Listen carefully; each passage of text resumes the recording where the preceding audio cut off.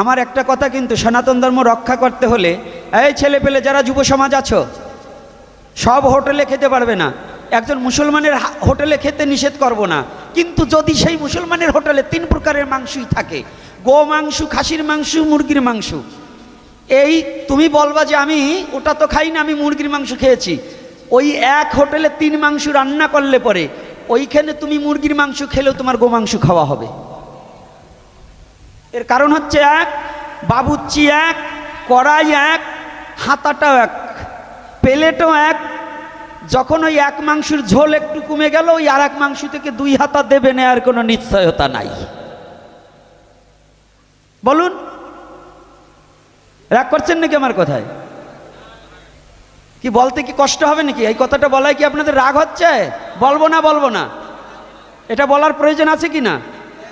হ্যাঁ, তো এজন্য খাও, আমার খাওয়ার কোনো নিষেধ নেই। হোটেলে চলতে গেলে খেতে হবে।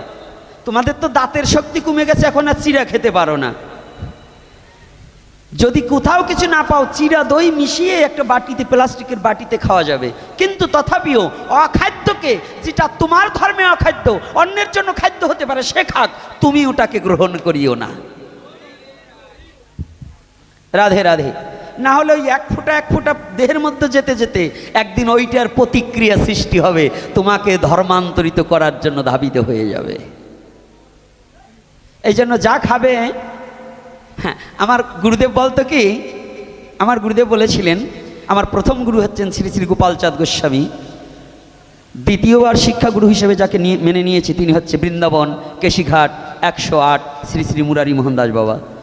তা আমার প্রথম গুরু যিনি শ্রী শ্রী গোপালচাঁদ দাস গোস্বামী, উনি বলতেন, আয় গোপীনাথ এদিকায়, কি চোখ তোর দুটো? হ্যাঁ বাবা। একটা চোখ কানা হয়ে গেলে আর একটাতে দেখতে পাবি। তারপরে কান তোর দুখানা, একটা বন্ধ হয়ে গেলে আর একটাতে শুনতে পাবি।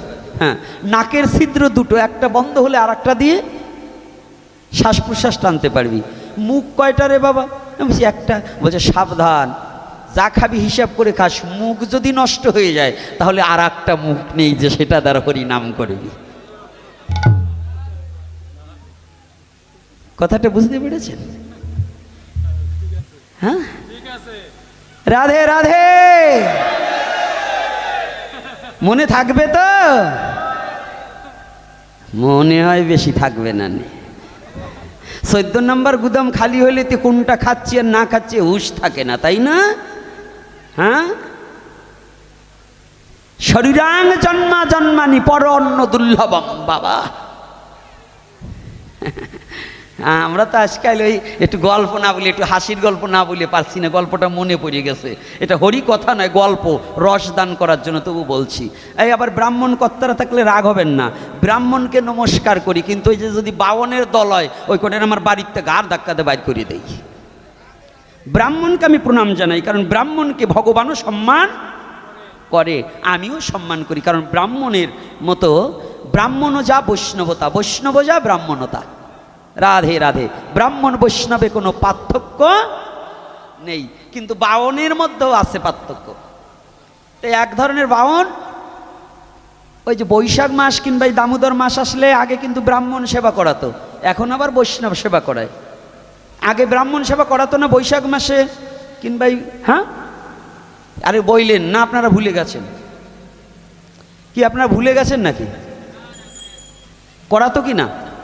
তো এক বাউন মশায় 26 বাড়ি খেয়েছে। কয় বাড়ি? তো বাপ বেটা দুজনে খেতে গেছে। তো আগে আবার খাওয়ালে তো দক্ষিণা দিতে হতো, দক্ষিণা দেয় না খাইয়ে? বৈষ্ণবেদের এবং ব্রাহ্মণদের কিন্তু খাইয়ে এবার দক্ষিণা দিতে হবে। এখন টাকা পাইছে, এর মধ্যে এক জমিদার বাড়ি পেয়েছে গেছে, কিন্তু 26 বাড়ি খাওয়ার পরে বাবা আর কি জায়গা আছে? এই পর্যন্ত উঠে গেছে। তো এখন ব্রাহ্মণ, ওই জমিদার কর্তা আবার এবার এমনই ভাগ্য কোনো ব্রাহ্মণ পায়নি। এইবার দেখতে পায় 2 বাপ বেটা বাড়ির সম্মুখ দিয়ে যায়। ওই জমিদার বাবু দৌড়ে গিয়ে গলার উপর একটা কাপড় দিয়ে দৌড়িয়ে করজোরে বিনয় করে ব্রাহ্মণ কর্তারে বলছে ডেকে, ব্রাহ্মণ কর্তা, যদি এই বছরটা আমার বাড়ি সেবা না করেন তাহলে আমার জন্মই নিষ্ফল হয়ে যায়। কয় না আর পারি না, 26 বাড়ি হয়ে গেছে। কয় দক্ষিণা কম দেব না, আমরা আপনাকে 2 বাপ বেটারে 200 দেব। তো তৎকালীন সময় 200 টাকা মানে কি বোঝেন তো? হ্যাঁ, জমি 13 বিঘে রাখা যাবে। তো 200 টাকার কথা শুনিয়া বাবা ছেলেরে কয়, বাবা কি চল, 26 বাড়ি খাইয়ে জানা হয়েছে, এক বাড়িতে তার ডাবল হবে, চল কোনো মতে একটু দিবার পারলে হয় ভিতরে। তো যখন গেছে, কর্তা তো একেবারে বৈশাখ মাস, চিরামুড়ি টুরি সব অন্ন টন্ন রান্না করছে, বসছে। কিন্তু এখন ছেলেরেও কিছু দিয়েছে, বাবাও নিয়ে বসেছে। হঠাৎ করে ছেলে আর পারছে না, ছেলের এখন ওই ঢেউ দেয়, আবার নিচ দিয়েও বেরোই যায়, ছেলের প্রায় যায় অবস্থা। এখন ছেলে ডাক দিয়ে বলছে, বাবা কি আমি কিন্তু পারছি না, উপর দিয়ে দিলে নিচ দিয়ে চলিয়ে যায়, বাড়িয়েই যায়।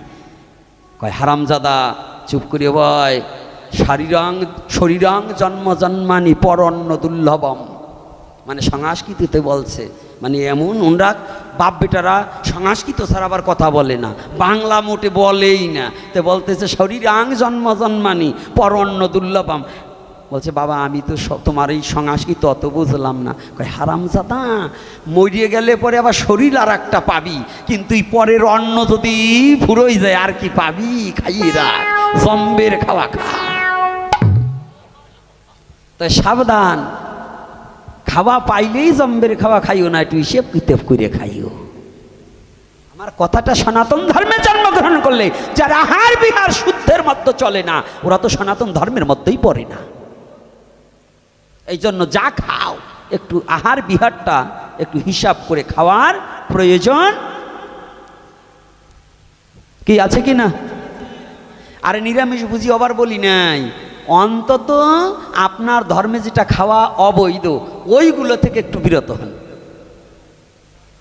আমি জানি এখন যদি নিরামিষের কথা বলি মাইরও খাইতে পারি, এই সাধুরাও নিরামিষ খায় না, এক সাধু নিরামিষ খায় না।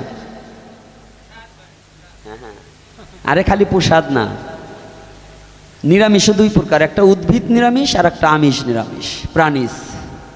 তাই সাধুরা উদ্ভিদ নিরামিষ খায়, সাত্বিক আহারী যাকে বলে। এর কারণ মুগ ডাইলেও আমিষ প্রোটিন আছে, গোল আলুতেও আমিষ প্রোটিন আছে, পটলে আছে না, কাঁচকলায় আছে না বাবা? তাহলে আমরাও খাই, তবে তোমরা যা খাও আমরা তা খাই না। তাই একটু ভেবে চিনতে এই কথাটা বললাম কেন, আজকাল যুব সমাজ যেখানে সেখানে খাচ্ছে, যেখানে এই যে নিয়ম সেবার মাস, এই মাসেও এরা বাইরে গিয়ে খাচ্ছে। এই পোলাপানের কথা কি বলবো, বুড়ো বুড়ো ধাড়ি ছাগলগুলো যাইয়ে খাচ্ছে, ওদেরও খাদ্যের কোনো বিচার নেই। এই যে নিয়ম, যারা ঘোর তার মাছ মাংস আহারী তাদের জন্য 3 মাস নিরামিষ খেতে হবে। যারা ঘোর তার সপ্তাহে যারা 5 দিন মাংস খায় তার জন্য 3 মাস নিরামিষ খেতে হবে সনাতনীয় ধর্মে। প্রথম হচ্ছে বৈশাখ মাস, দ্বিতীয়তে কার্তিক মাস, তৃতীয়তে মাঘ মাস। এটা যারা ঘোর তার আমিষাহারী তাদের জন্য। যারা 3 দিন নয় সপ্তাহে 5 দিন যারা মাংস আহারী তাদের জন্য এই 2-3 মাস অন্তত নিরামিষ আহার, এটা প্রশস্ত। কিন্তু আমাদের প্রচলন হচ্ছে না, না মানছে না। সনাতন ধর্মকে মুখে মানি, অন্তর দিয়ে মানি না। আমরা মুখে মুখে ধার্মিক অনেক, কিন্তু অন্তরে ধার্মিকতা আমাদের নেই। এর জন্য কষ্ট, যন্ত্রণা, দুঃখ। সনাতন ধর্মে জন্মগ্রহণ করে সনাতনের অবক্ষয় দেখে আর দুঃখ ধরে রাখতে পারছি না। সনাতনী কত অবক্ষয়, সনাতন ধর্মের কত বড় নিম্ন মনাস জগৎজীবের। বিশেষ করে ধনাঢ্য ব্যক্তি যারা আছেন, অনেক ধনাঢ্য ব্যক্তি সনাতন ধর্মের ব্যাপারে দান করে না, অথচ বাড়িতে ছেলের জন্মদিনে 3টা খাসি কাটে। তাই করে কি না? তুমি যে খাসি কেটে যাদের বন্ধুদের ডেকে খাওয়াচ্ছ, তোমার মৃত্যু সময় তোমার কর্ণে হরি নাম দেবে না। তুমি তুমি এমন কর্ম করো, ছেলের জন্মদিনে সাধুগুরু বৈষ্ণবকে ডেকে তুমি শুধু খিচুড়ি প্রসাদ দিয়ে ভগবানকে ডাকো আর গীতা পাঠ করে বলো যে ভগবান আমার অন্তিম সময়ে যেন আমার পুত্রের দ্বারা যেন কর্ণে একটু হরিনাম হয়। এগুলোকে বন্ধ করো।